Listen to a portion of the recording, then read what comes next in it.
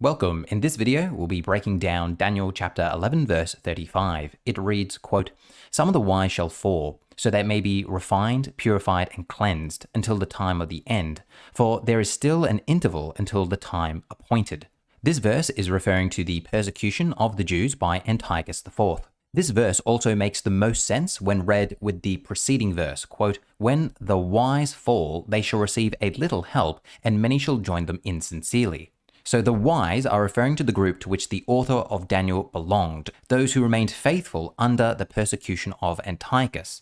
On the other hand, the little help refers to those who joined the wise but did so insincerely, and in the face of persecution quickly abandoned the wise.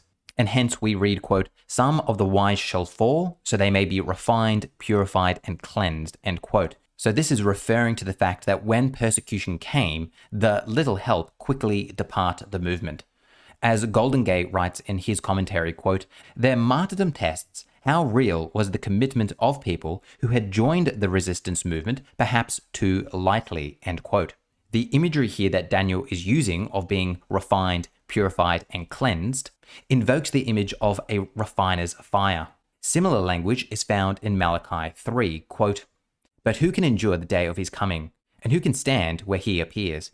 For he is like a refiner's fire, and like washer's soap. He will sit as a refiner and purifier of silver, and he will purify the descendants of Levi, and refine them like gold and silver, until they present offerings to the Lord in righteousness," end quote. Concerning this imagery, Lockett writes, quote, "The imagery of the refiner's fire is a common figure for eschatological purification. Here, the fire of God's judgment provides the heat to melt away the impurity of his people. Like the lead ore that is burnt off, leaving the pure silver, so God's judgment will purify Israel from her transgressions to the point that they will once again give offerings to the Lord," end quote. To get a sense for the intensity and violence of Antiochus's persecution of the wise, you should read the Book of Maccabees. The painting before us now depicts a story found in Maccabees in which a mother watches her 7 sons tortured and killed by the Seleucids. Let's now focus on the second part of this verse. I'll read the whole verse again just for context, but we're going to focus on that second highlighted part below. It says, "Some of the wise shall fall, so they may be refined, purified, and cleansed, until the time of the end, for there is still an interval until the time appointed," end quote. So to put it simply, this verse is telling us that the Jews will continue to be persecuted by Antiochus, and then after this event, the time of the end will begin. Now, we know that this persecution began in 167 BC, and according to our historical sources like the Book of Maccabees, we know it lasted for approximately 3 years. Therefore, the time of the end would have occurred in 164 BC. So obviously, we have a problem on our hands. What exactly does the phrase "time of the end" mean? If we understand the phrase "time of the end" to mean quite literally the end of the world, the apocalypse, the end of human history, then it seems that Daniel is telling us that the world is going to end in the 2nd century BC, and if this is the case, then Daniel is clearly wrong. But alternatively, perhaps we're misunderstanding the phrase "the time of the end." Perhaps the time of the end means something else. So let's analyze how Daniel uses this phrase elsewhere in the book to get a sense of what the phrase actually means.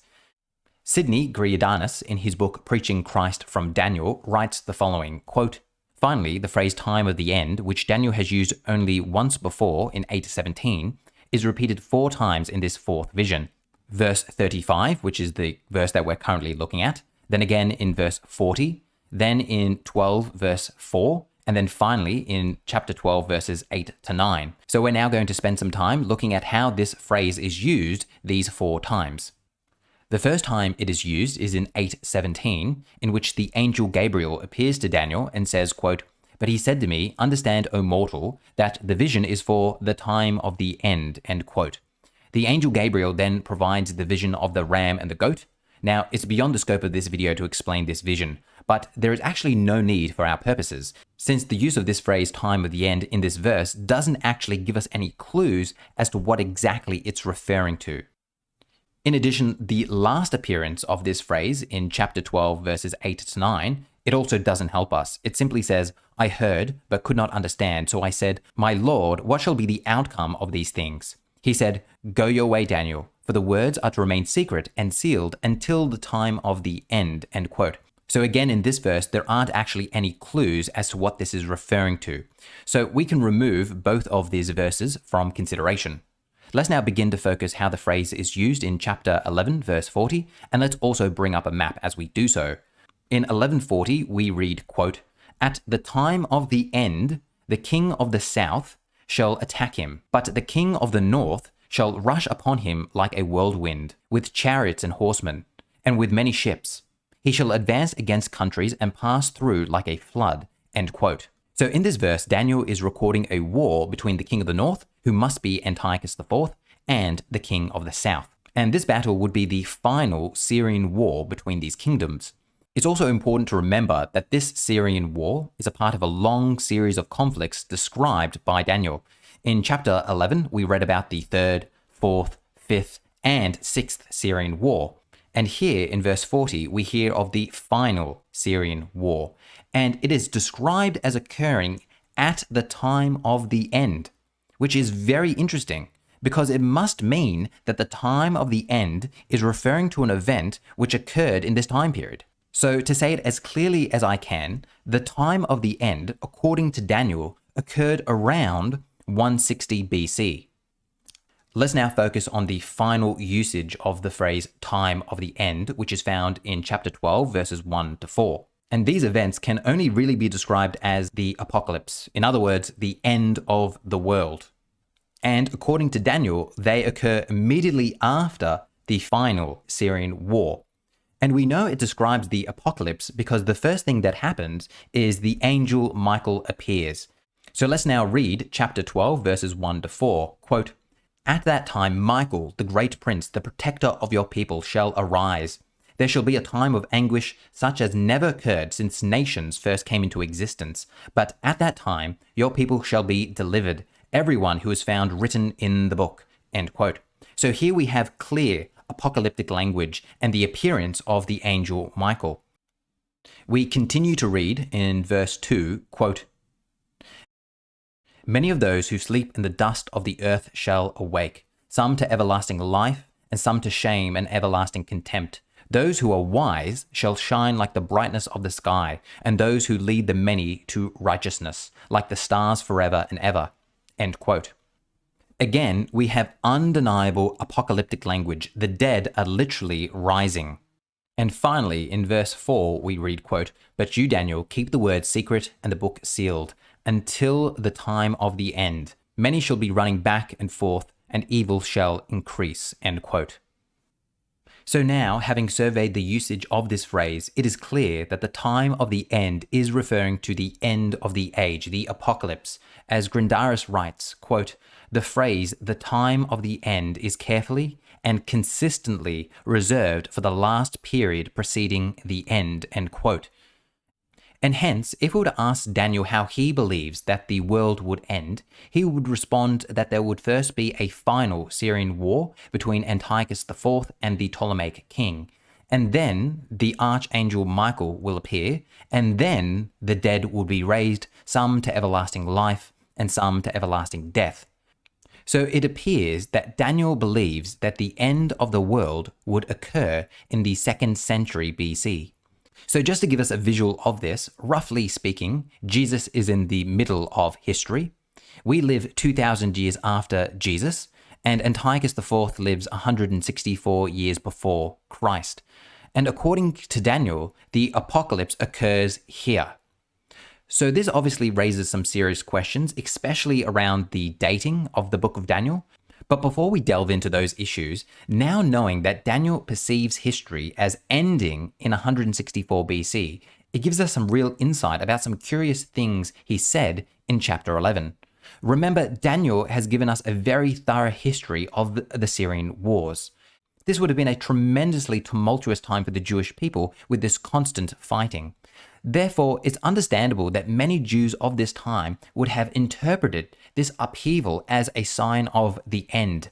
And hence, Daniel wrote his book, specifically chapter 11, to address these views. In other words, the general Jewish population was most likely approaching the educated religious leaders and asking them, when will God intervene to stop all of these wars? So in response, Daniel writes chapter 11 and describes each of these Syrian wars. Knowing this, let's now analyze some interesting aspects we found in chapter 11. When describing the Fifth Syrian War between Antiochus III and Ptolemy V, we read in verse 14, quote, "In those times many shall rise against the king of the south. The lawless among your own people shall lift themselves up in order to fulfill the vision, but they shall fail," end quote. So during the Fifth Syrian War, so many Jews thought that the world was ending, they actually joined in the fighting. On this verse, Newsom writes, quote, "It does seem plausible that some Jews may have interpreted the upheaval of the Fifth Syrian War in eschatological terms, much as the author of Daniel 11 is interpreting the events of the Antiochian crisis as the fulfillment of an eschatological vision," end quote. So Daniel in verse 14 is correcting this view that many Jews held at the time, and that was that the end was occurring during this time period. And in chapter 11, he's saying, no, the Fifth Syrian War isn't where the world ends, rather it's going to end over here. And a similar thing happens when we read about the Sixth Syrian War. So let's now spend some time reading about the Sixth Syrian War.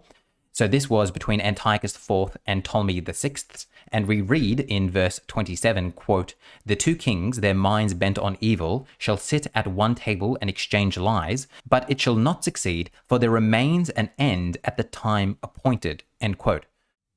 So in other words, Daniel is saying about the Sixth Syrian War, we're getting close, but we're not there yet. So Daniel 11 should be viewed as a response to the general Jewish population that was asking Daniel, when will God intervene to stop all of these wars? And Daniel replies, not yet, nearly, and then finally, Daniel predicts the world will end here. And with that, we will conclude this video.